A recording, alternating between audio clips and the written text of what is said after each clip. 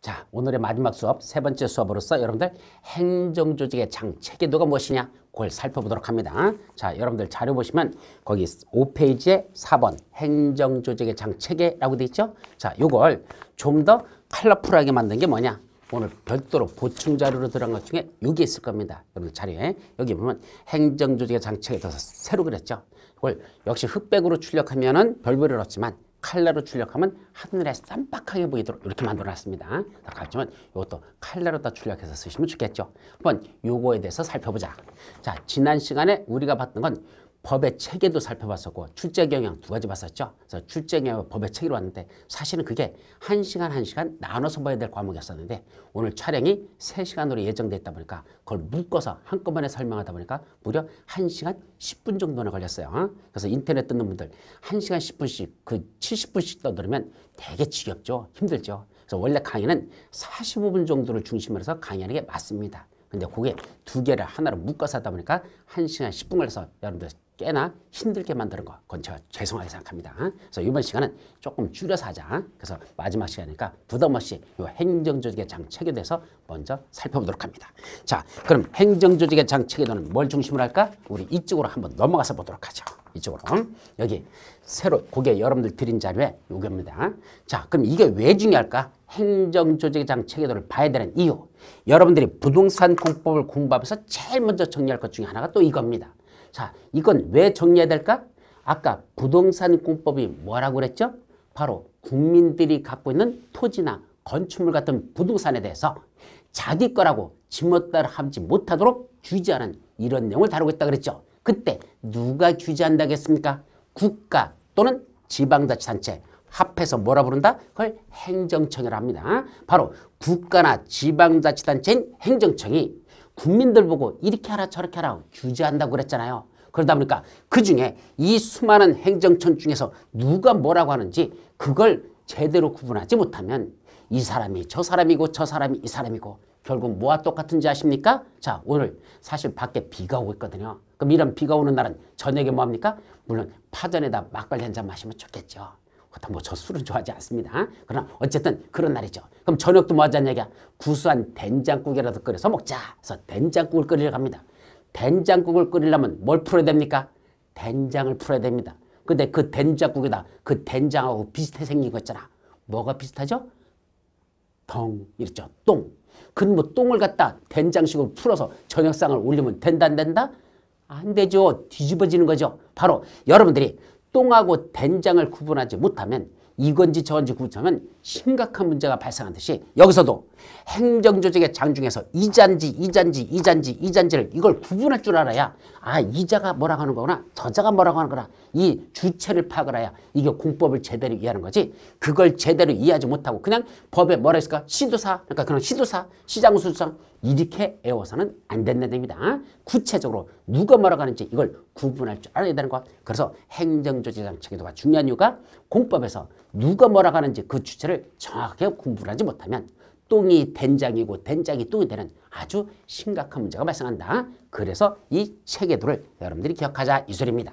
자, 이걸 공부하고 들어가야 제대로 여러분들이 공법을 짚어낼 수 있습니다. 그래서 평상시 이거 강의 안 하신 분들이 참 많은데 여러분들은 이걸 알고 들어가는 게 훨씬 더 공법을 공부하는데 더 쉽게 이해가 된다는 걸 말씀드리죠. 자, 제일 위에 누가 있죠? 대통령이 있습니다. 근데 대통령이나 그 밑에 누가 있죠? 국무총리는요. 우리 부동산 공법에서 다루지 않습니다. 왜요? 너무 높아요. 이분들은 뭘 다루는 게 아니라 우리나라 국정 전반을 다루는 거지 부동산만 다룬 자들이 아니거든. 그래서 이 둘은 우리 부동산과 관련해서는 그렇게 중요하지 않다. 빼라.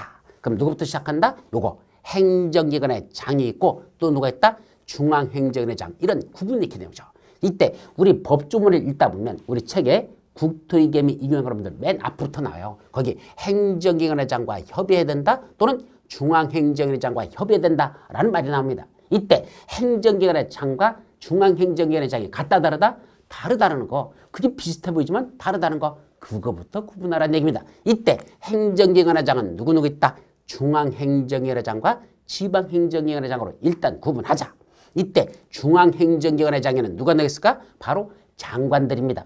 우리 국토와 관련된 국토교통부 장관, 기획재정부 장관 고용노동부 장관, 산업통상자원부 장관, 교육부 장관 등등 이런 장관들을 우리 중앙행정위원회 장이라고 합니다. 물론 청장도 들어가는 경우가 있습니다. 누가 있죠? 산림청장 이런 분들도 중앙행정위원회장으로 둘 수 있습니다. 근데 산림청장 같은 건 산지관리법에서 나오지 우리 일반적인 부동산공법 6개 시험범위에서는 들어가지 않습니다. 그래서 이 청장은 우리 부동산공법에서는 별로 중요하지 않다. 시험범위에서는 그냥 장관들을 우리 뭐라고 하자? 중앙행정위원회장을 하자. 이때 중앙행정기관 요거를 다시 뭐라고 한다? 그걸 국가라고 표현한다. 그래서 흔히 국가 그러면 어딜 말한다? 중앙행정기관을 말한다는 거. 요거는 다음 주 우리 수업 나갈 때 국토위계획 임명으로 문제서 국가계획이라는 계획이 나오는데 그따 국가계획은 누가 만든 것? 중앙행정기관이 수립하는 계획이다 라고 돼 있어. 그러니까 국가가 중앙행정기관이니까 중앙행정위원회 수립하는 계획 중 이러저러한 계획을 국가계획한다 라는 개념적인 얘기가 나오거든요. 바로 그 국가는 어딜 말한다? 중앙행정기관을 말한다 라는 걸 정리합니다. 반면에 행정위원회장은 또 하나 누가 있다? 지방행정기관의 장이 있는데 이때 이 지방행정기관을 다른 말로 뭐란다? 지방자치단체라고 한단다. 그래서 아까 국가 또는 지방자치단체를 합쳐서 뭐라 부른다? 행정청이라고 그랬었어요.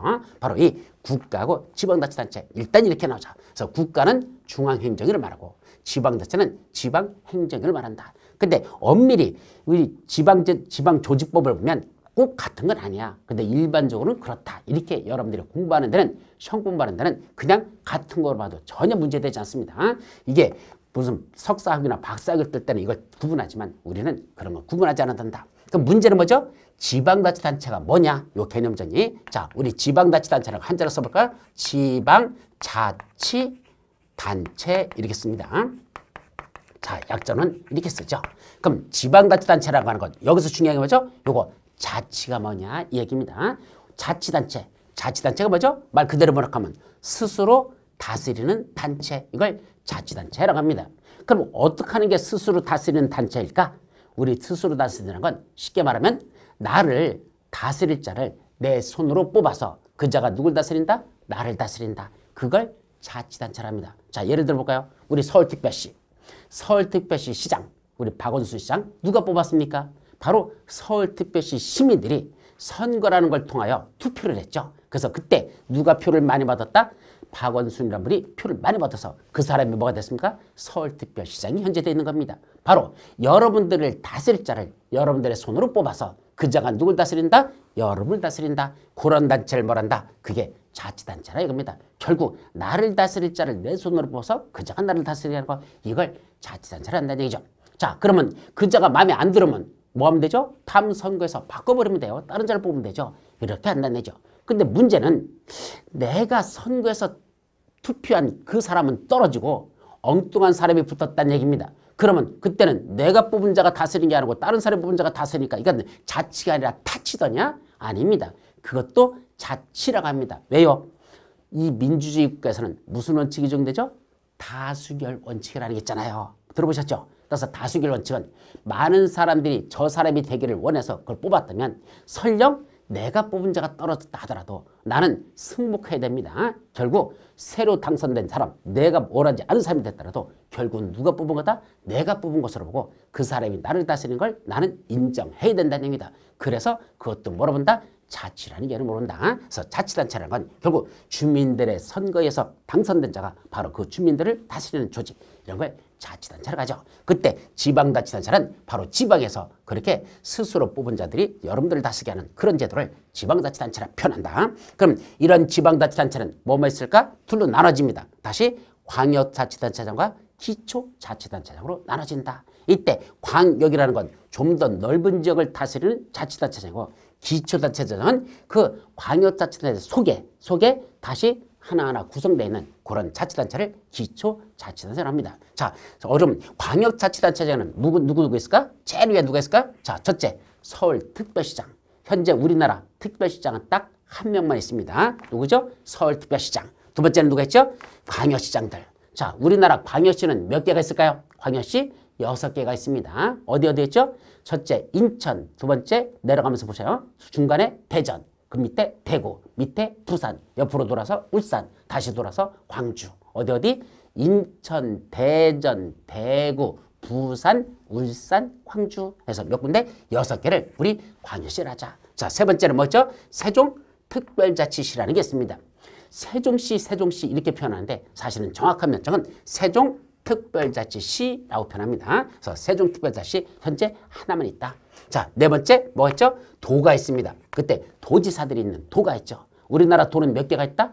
8군데가 있습니다. 자, 위에서부터 쭉 따져보자. 저쪽 강원도 쪽 있잖아. 감자바위가 있는 강원도 하나 있죠. 그 다음에 여기 경기도 있고 그 밑에 뭐 있죠? 그 다음에 충청북도, 충청남도, 전라북도, 전라남도, 경상북도, 경상남도 해서 몇 개가 있다? 8개 도가 있습니다. 그래서 강원도, 경기도, 충청남도, 충청북도, 전라남도, 전라북도, 경상남도, 경상북도 이렇게 몇 개? 8개 도가 있고 그 관할한 자를 도지사라고 합니다. 근데 하나가 더 있잖아. 바다 건너 뭐가 있죠? 우리 제주도라고 있습니다. 제주도를 뭐란다? 특별자치 도라고 합니다. 제주도만 도 중에서 특별자치 도라고 한단다. 그러면 일반적인 도와 제주도는 어떻게 다를까? 자, 일반적인 도지사 밑에는 누가 있다? 시장, 군수가 있습니다. 경기도 도지사 밑에 성남시장이 있고 경기도지사 밑에 저 과천시장이 있고 또 경기도지사 밑에 누구도 있다? 연천군수 또는 가평군수, 군수도 있습니다. 결국 도지사 밑에는 시장군수들이 존재하는데 어디에는 제주도 도지사 밑에는 시장군수가 현재 여기는 그림이 그려지지 않습니다. 여러분들 드린 자료에는 화살표 해놓고 여기다 누구 써놨어? 시장군수로 써놨는데 이 시장군수를 이렇게 실선으로 그리지 않고 이걸 점선으로 이렇게 그려서 시장을 이렇게 점선을 표했죠. 그럼 제주도에도 시장들이 있습니까? 예, 있습니다. 제주도에 누구 있죠? 첫째 제주시장이 있고 저쪽 건너편에 서귀포시장이 있습니다. 그럼 제주시장과 서귀포시장이 있는데 그분들은 왜 점선으로 표시했을까? 예, 시장은 시장인데 권한이 없습니다. 원래 도지사 밑에 있는 시장들 성남시장이나 과천시장은 고유권한이 있어. 시장으로서의 자기 고유권한을 갖고 있는데 제주도는 시장들은 아무런 고유권한이 없습니다. 그럼 원래 시장이 갖고 있던 권한을 누가 가졌냐? 제주도 도지사 이자가 다 가지고 있다는 얘기입니다. 그래서 원칙적으로 여러분들이 건축물 건축할 때는 건축허가 누구한테 받는다? 원래는 시장한테 받는 게 원칙입니다. 시에서는. 그럼 어디에서는 성남시에서는 성남시장이 건축허가 관자고 과천시에서는 과천시장이 건축허가 관자죠. 근데 어디 가서는 제주도에서는 그럼 제주시장한테 받을까? 서귀포시장한테 받을까? 아니란 얘기입니다. 그때 건축허가는 누구한테 받는다? 제주도 도지사한테 직접 받으라는 얘기입니다. 즉 시장은 아무런 권한이 없고 시장이 갖고 있는 권한을 누가 다 뺏어갔다? 바로 제주도 도지사가 뺏어갔습니다. 그래서 제주도 도지사를 뭐라 부른다? 욕심꾸러기 이렇게 말합니다. 그 제주도 도지사는 자기는 도지사의 권한도 행사하면서 동시에 시장이 갖고 있는 그 권한도 지가 가지고 있다는 얘기입니다. 그럼 제주시장은 무슨 역할을 하는 거냐? 단지 제주도 도지사가 가지고 있는 그 권한 중에 일부를 누구한테 위임해 준다?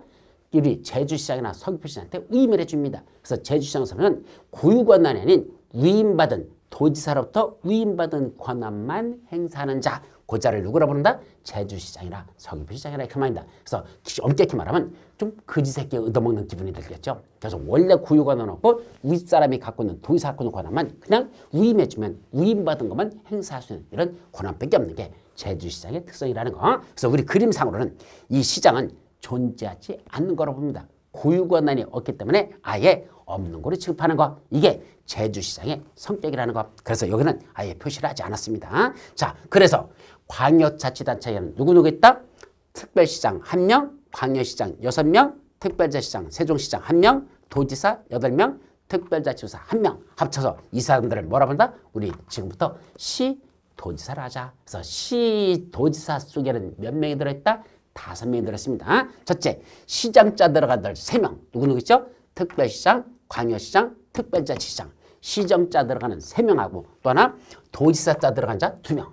그냥 일반적인 도지사와 제주 특별자치를 합쳐서 그걸 도지사를 한다. 그래서 시도지사라고 할 때 이 시에는 3명이 들어간다는 거. 조심할 건 도지사 밑에 있는 성남시장이나 또는 과천시장은 시도사 할 때 시에 들어가지 않는다는 걸 조심합니다. 그래서 시도사 할 때 시에는 누구만 들어간다? 특별시장, 광역시장, 특별자치, 시장은 이때 시도사 할 때 시에 들어가고 도지사 속에는 2명이 들어가서 도지사와 특별자치를 합쳐서 우리 도지사를 한다. 그걸 전체 묶으면 이 5명을 묶어서 뭘 한다? 시도지사. 요 개념 정의를 꼭 이해하도록 합니다.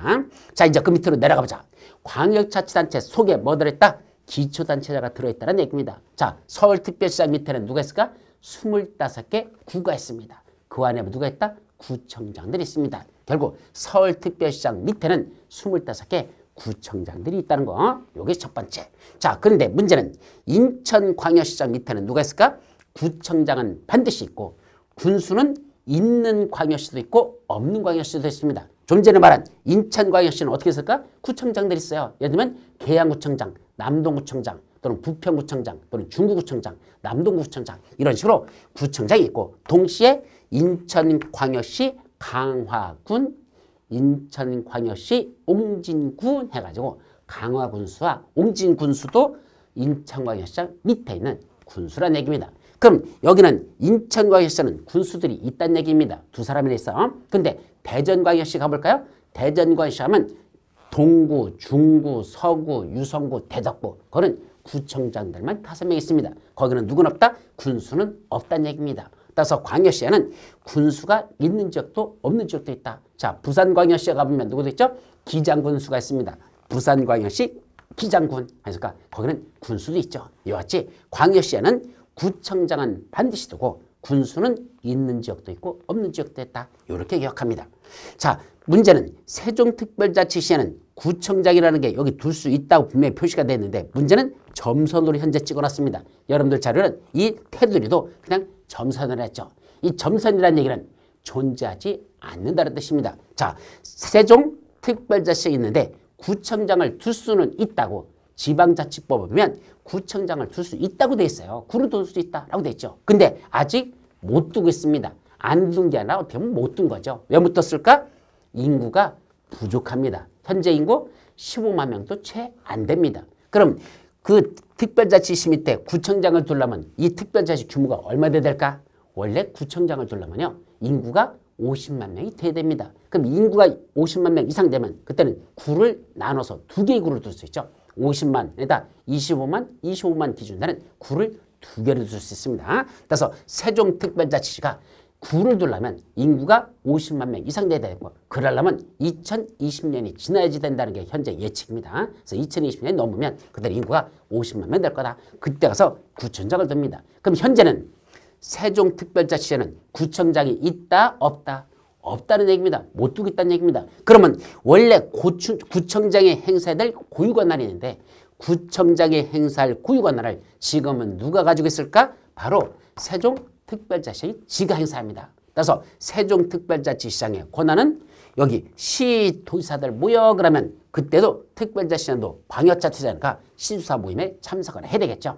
동시에 시장, 군수, 구청장들 모여 그러면 누구도 그때 간다? 바로 이 세종특별자치시장도 구청장 자격으로서 구청장의 권한을 행사한다 해서 구청장 자격으로서 시장, 군수, 구청장에 세종특별시장도 참석을 해야 된다는 거. 그래서 이 세종특별자치시장은 시도사 모임에도 참석하고 시장, 군수, 구청장 할 때 구청장 자격으로서 그 시장, 군수 모임에도 참석하는 자가 된다는 거. 그렇게 기억하십시오.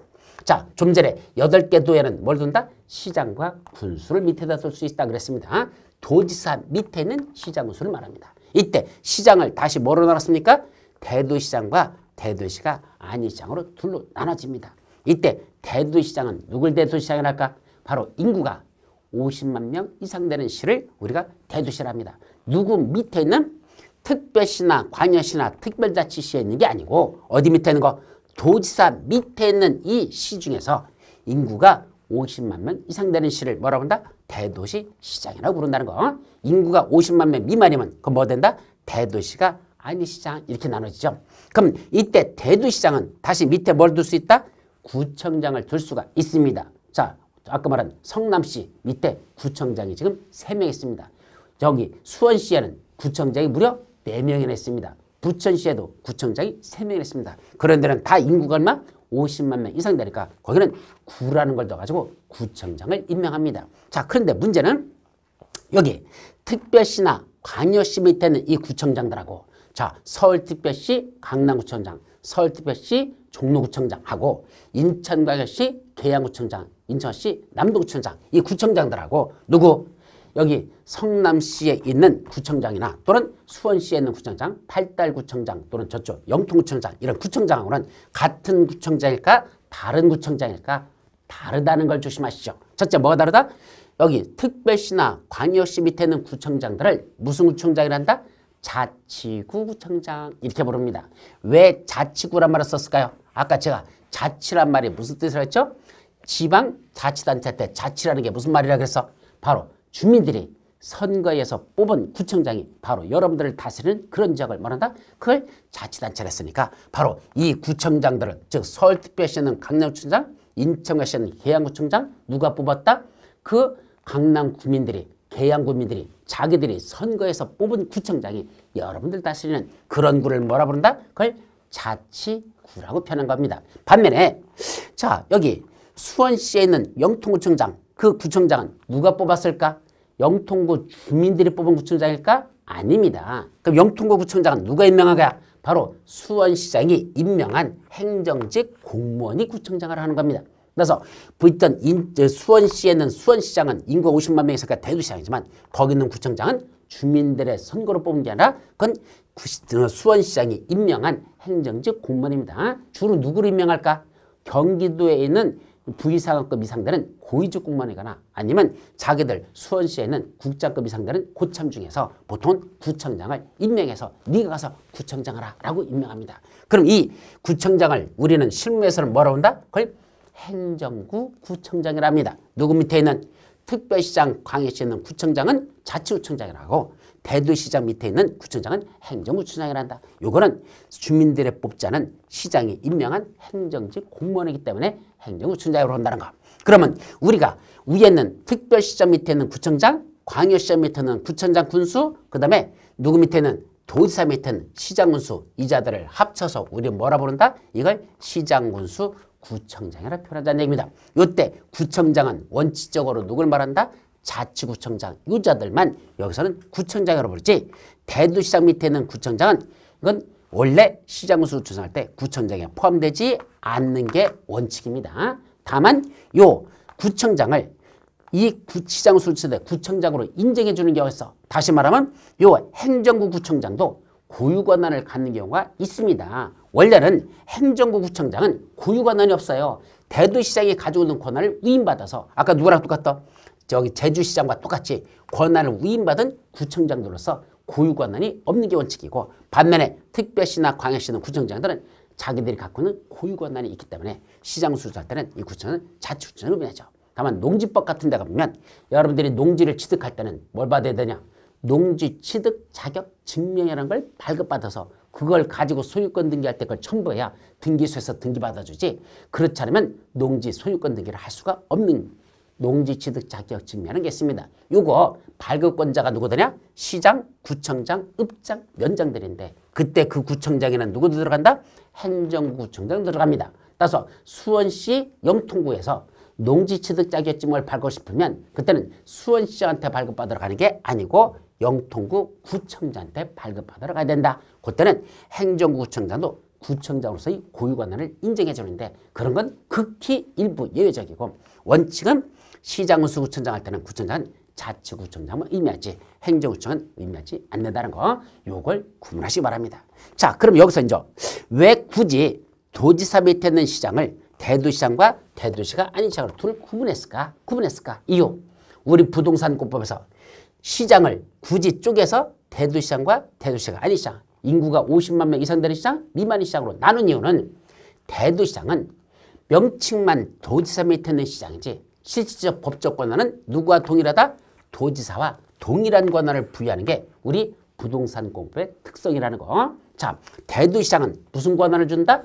시장으로서 권한이 아닌 도지사로서 가지고 있는 권한도 부여해 주는 것. 따라서 대도시장은 도지사와 동급으로 취급한다는 것. 그게 바로 대도시장의 권한이라는 거. 그래서 보통은요. 시장하고 군수가 무슨 활동을 하고자 할 때는 위에 있는 도지사한테 승인을 받으라는 게 참 많이 나옵니다. 우리 공법에서는 시장 군수가 어떤 행위를 정하네 위에는 도지사한테 승인받아라 라는 말이 있죠. 근데 누구는 대도시장은 승인받으러 가지 않습니다. 왜? 도지사와 동급이다 보니까 같은 급끼리는 승인이라는 절차가 없습니다. 대동할 때는 협의 절차는 있어도 승인은 안 받죠. 따라서 대도시장은 도지사한테 승인받는 건 없다라는 게 우리 공법의 기본적인 입장이라는 거 그렇게만 여러분들이 기억해 두시면 되겠죠. 자, 그러면 이제 또 뭐가 나눠질까? 여기 요렇게 지금 광역자치단체과 기초자치로 나눠놓고 위에는 광역자치장을 묶어서 시도사, 밑에는 기초단체장을 묶어서 시장수, 구청장.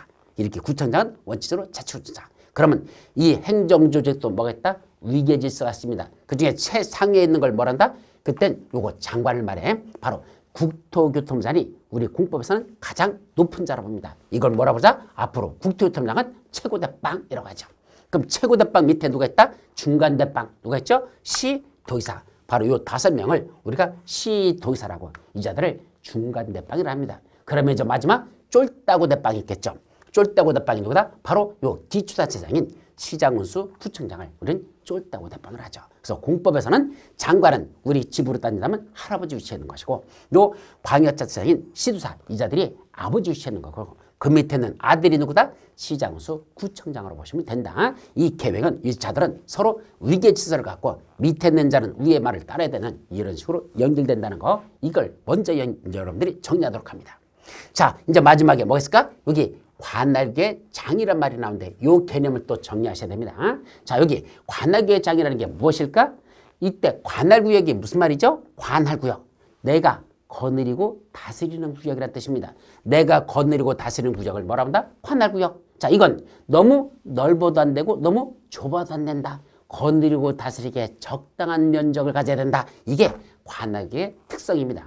그럼 현재 관할구역은 뭘 보고 관할구역을 할까? 현재 제도상으로는 광역자치단체를 우리가 흔히 관할구의 개념으로 봅니다. 그럼 광역자치단체가 어디죠? 서울특별시 전체를 하나의 관할구로 본다. 바로 여기 서울 이 전체를 묶어서 뭐로 본다? 하나의 관할구로 보자는 얘기죠. 반면에 인천광역시 거기도 전체를 묶어서 하나의 관할구로 봅니다. 바로 서울특별시나 인천광역시 속에 있는 구청장이나 또는 광역시에 있는 구청장 군수는 관할구역으로 보지 않는다는 것. 왜냐하면 이건 너무 규모가 작은 거로 봅니다. 그래서 서울특별시에 있는 강남구는 관할구가 아니라 서울특별시 자체가 관할구이고 그 밑에 있는 강남구는 관할구역의 일부 개념에 지나지 않는 거로 본다. 인천도 마찬가지야. 인천광역시가 하나의 관할구이지 그 밑에는 계양구는 관할구 일부 또 아까 말한 강화군, 옹진군 그것도 관할구가 아니라 관할구역의 일부에 지나지 않는다. 인천광역시라는 관할구역의 강화구는 일부에 지나지 않기 때문에 이 구는 관할구로 보지 않는다는 것 그걸 조심합니다. 자, 세종특별자치시를 뭐로 본다? 하나의 관할구로 봅니다. 세종시도 하나의 관할구요. 근데 문제는 그 다음에는 도입니다. 도.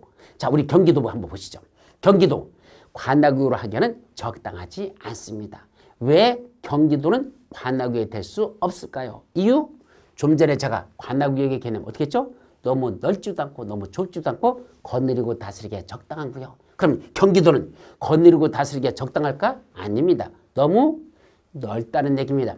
경기도는 어디부터 시작되죠? 저 위에 연천구로부터 저 밑에 평택시까지 천안 바로 위에는 평택시까지를 하나의 경기도라는 구역으로 봅니다. 따라서 경기도라는 면적은 너무 넓기 때문에 경기도를 관할구로 보지는 않는다는 걸 기억하시고 그럼 경기도가 아닌 어떤 게 관할구일까? 바로 경기도를 쪼갠 시하고 군, 시군 즉 경기도 아까 성남시가 하나의 관할구이고 경기도 과천시가 하나의 관할구입니다. 그래서 아까 성남시는 대도시에 속하는 거고 과천시는 대도시가 아닌 시에 속하는 겁니다. 이런 것들을 하나의 관할구로 보자. 반면에 연천군수, 가평군수 이자도 뭐라 본다? 관할구의 장으로 봅니다. 그럼 조심할 게 좀 전에 어디에 있는 거? 광역시에도 군수가 있고 도의사 밑에도 군수가 있네요. 인천광역시 강화군수 있었죠? 또 하나 경기도 연천군수 있잖아. 그럼 똑같은 강화군수, 연천군수 똑같을까? 다를까? 다르다는 걸 조심합니다. 군수라고 해서 같은 게 아니라는 걸 조심합니다. 어떻게 다르죠? 자, 이 그림상으로 보면 현재 강화군수는 뭐로 되어 있습니까? 새카만 괄호로 쳐 있습니다. 그죠? 색깔이 검정색입니다. 분명히. 그죠? 반면에 어디는 요거 경기도에 있는 연천군수는 가평군수는 무슨 색이야? 빨간색으로 밑에서 네모가 쳐져 있죠. 그럼 어떤 차이다? 관할구역의 개념의 차이가 있는 거죠. 인천광역시에는 강화구는 아까 관할구로 보지 않는다. 인천광역시가 관할구역이지 거기 있는 구는 관할구역을 보지 않는다 그랬죠. 반면에 도는 관할구역으로 보지 않고 그 밑에 있는 연천구를 관할구역으로 본다 그랬습니다. 그래서 우리가 관할구역에 장을 할 때는 광역시에 있는 군수는 제외되고 도지사 밑에 있는 군만 이것만 관할구역으로 본다는 거 이것도 여러분들이 기억해 두셔야 되죠. 그것도 시험 문제 출제됐던 겁니다. 그 다음에 마지막으로 있죠. 특별자치도. 제주도는 뭐라 본다? 그 자체를 하나의 관할구역으로 합니다. 원래 도는 너무 넓어서 하나의 관할구역으로 보지 않는다 했는데 제주도는 섬으로 다 독립되어 있고 그렇게 면적도 넓지 않기 때문에 제주도는 그냥 그 자체를 하나의 관할구역으로 본다. 그럼 현재 관할구역은 몇 개가 있다? 6개를 관할구역으로 본다는 거. 뭐뭐 있죠? 서울특별시 하나, 광역시, 특별자치시, 특별자치도, 시, 군. 이 특별시, 광역시, 특별자치시, 특별자치도, 시, 군. 이걸 뭐라 부른다? 관할구역으로 부르고 그 관할구역의 장들을 누구누구로 한다? 특별시장, 광역시장, 특별자치시장, 특별자치도지사, 시장, 군수. 이 자들을 뭐라 부른다? 관할구역의 장이라고 부른다는 거. 근데 이게 너무 길으니까 앞으로 강의할 때는 어떻게 한다? 잘라버립니다. 너무 용량이 많아요. 근데 여러분들 머리는 사실은 얼마밖에 안 되죠? 여러분들 머리는 2MB거든. 이게 여러분들 용량이야. 머리 용량이 5밖에 안 돼요. 그런데 우리가 배우는 부동산법마다 2GB입니다. 분량이 뒤지게 많습니다. 그래서 여러분들 2MB 되는 분량을 어디다 집으려면 이 기가바이트 되는 분량을 2MB 이 머리에다 집어넣으려면 뭐 하는 게 맞죠? 줄이는 수밖에 없어요. 너무 길게 외우기가 힘드니까 자꾸 줄이고 줄여서 간략간략하게 외우자. 그래서 암기하는 법도 간략하게 외워야 되고 그 다음에 여기 외울 때도 어떻게 본다? 특광, 특시, 특도, 시장, 군수 이렇게 관할구역 장이라 부르자. 그래서 앞으로 관할구역 장은 어떻게 부른다? 특광, 특시, 특도, 시장, 군수. once more. 특광, 특시, 특도, 시장, 군수 따라서 자꾸 합니다.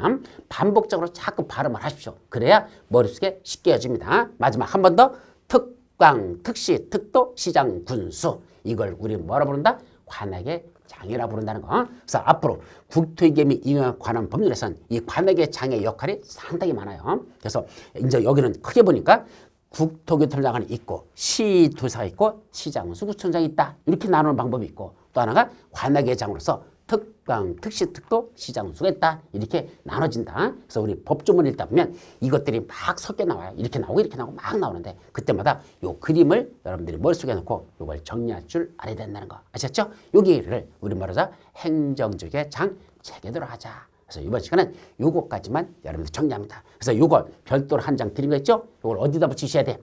화장실 쭈그리고 앉았을 때 우리 집에 제일 잘 보이는 데다 요거 붙여놓고 밑에 힘줄 때마다 뭐 한다? 한 번씩 이거 읽어보십시오. 그래서 이걸 빨리 머릿속에 다 집어넣어야 여러분들이 공법을 이해할 때 그 주체에 대해서 정확하게 구분해서 여러분들이 공부할 수 있다는 거. 그래서 그걸 가급적이면 한번 이 표를 다 외우도록 여러분들이 그렇게 하시기 바랍니다. 자, 이번 시간은 여기까지만 여러분들이 정리하도록 하죠. 그래서 이제 다음 주에는 뭐 나간다? 우리 시험법에 들어가는 첫 번째 나오는 국토위계 및 이용에 관한 분들에 나오는 첫 번째 용어 정의부터 따집니다. 그래서 첫 시간하고 두째 시간은 용어에 대한 걸 정확하게 알아두고 그 다음에는 이제 그 속에 구체적으로 어떤 내용이 있는지 전체적인 체계를 살펴봅니다. 그래서 11월과 12월 기초일원에서는 그 속에 있는 세부적인 내용까지는 아직 볼 단계는 아니고 11월, 12월은 뭐만 위주로 한다? 여러분들 가장 각 법률마다 기본적으로 난 용어들 일단 말기부터 알아둬야 되니까 그 용어들이 무엇인지 용어들을 먼저 정리하고 그 다음에 거기에 전체적인 큰 흐름을 잡아서 어떤 것들이 들어있는지 큰 체계를 잡는 거 요거는 11월 달과 12월 달에 전법률을 그걸 다루고 그 다음에 1월 달부터는 뭐 하느냐 시험 문제에서 가장 출제 가능성이 높은 거 가장 시험 문제 잘 나는 거 그것만 뽑아서 핵심 정리 1, 핵심 정리 2, 핵심 3 이런 식으로 나갑니다. 그래서 그게 실제로 여러분들에게 시험 문제에서 출제 가능성이 가장 높은 것들 그래서 그 자료가 따로 있는데 하여튼 나중에 여러분들 표로 보여줄 거야. 그래서 핵심 정리 1, 핵심 2, 핵심 3 A, B퍼지 크기로 되는 앞면, 뒷면 딱 매주 2페이지만 나갑니다. 그러면 그게 이제 기본사하고 연결돼서 뭐 2페이지만 나가는데 그러면 8주가 다 돌아봤자 그래봤자 몇 페이지 나온다? 16페이지 나옵니다.